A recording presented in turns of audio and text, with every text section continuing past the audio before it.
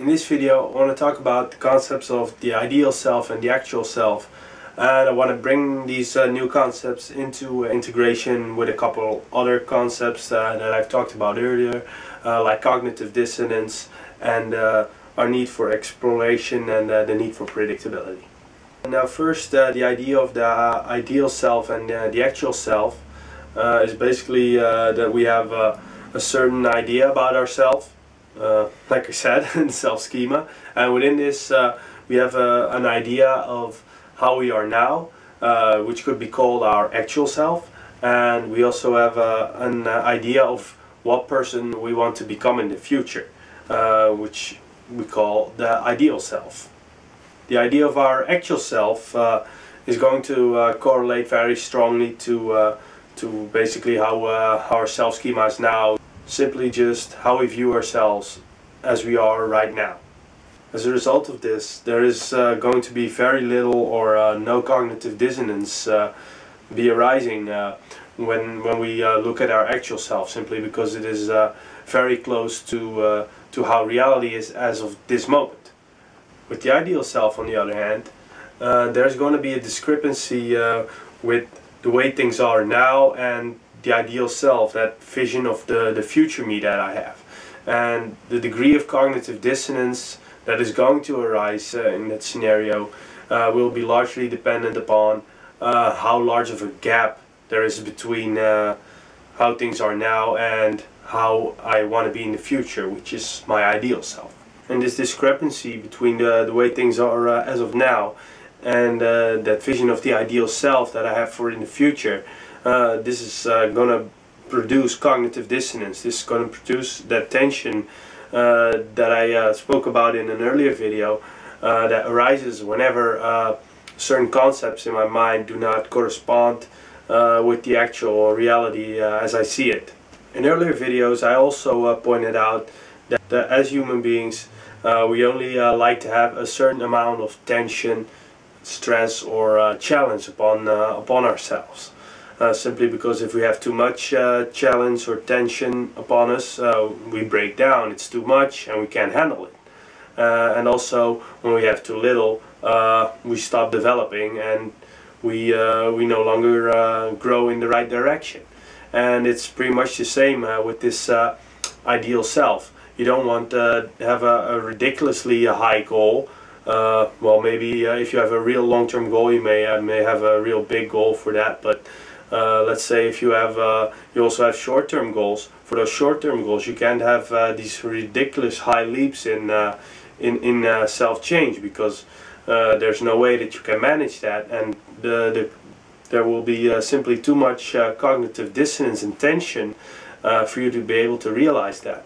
So the ideal self always has to be a good approximation of what will be possible in the very near future, in the somewhat mid-term future, and in the long-term future. And a lot of times this is also what you usually see.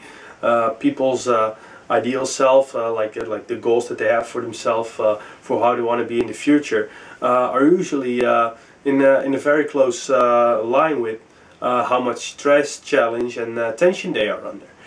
If people are already under a lot of stress and tension, then they usually don't have a very large degree of an aspiring ideal self. And this is how this idea ties back with the whole idea of our need for predictability and our need for exploration. Like I stated in part 2, our need for predictability tends to be higher when we have all these unprocessed hurts, and if our needs aren't met in a quality way.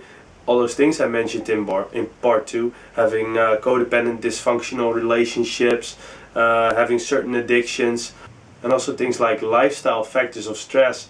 All those things will add up to the weight that we are carrying, and thus it will put more tension, stress and challenge on us, and we have less space available to create that aspiring self.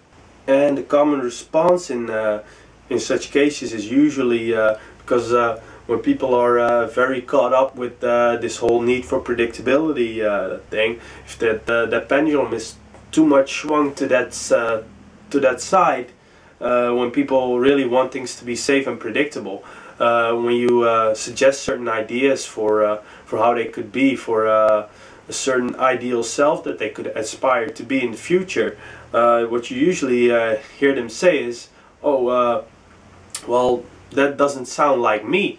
And basically what they're saying is, you're suggesting an idea of how they could be different in the future, and they look at it and they say, oh, but that's not what's safe and predictable and how I'm behaving right now, so that isn't me. But really, the idea of the ideal self and creating a vision for how you want to be in the future is never about being how you are now. Like, of course, when you have a vision for yourself, for how you want to be, and that ideal self, then of course that's not going to be like how you are right now, because you want to be something different. That's the whole point.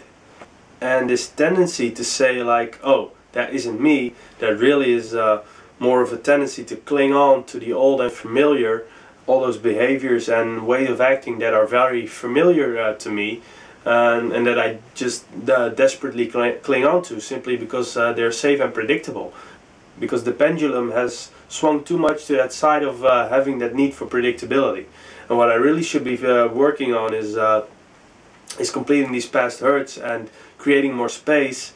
So when I'm done doing that, then I will have that space available, and my need for adventure and exploration has been revived, so to speak.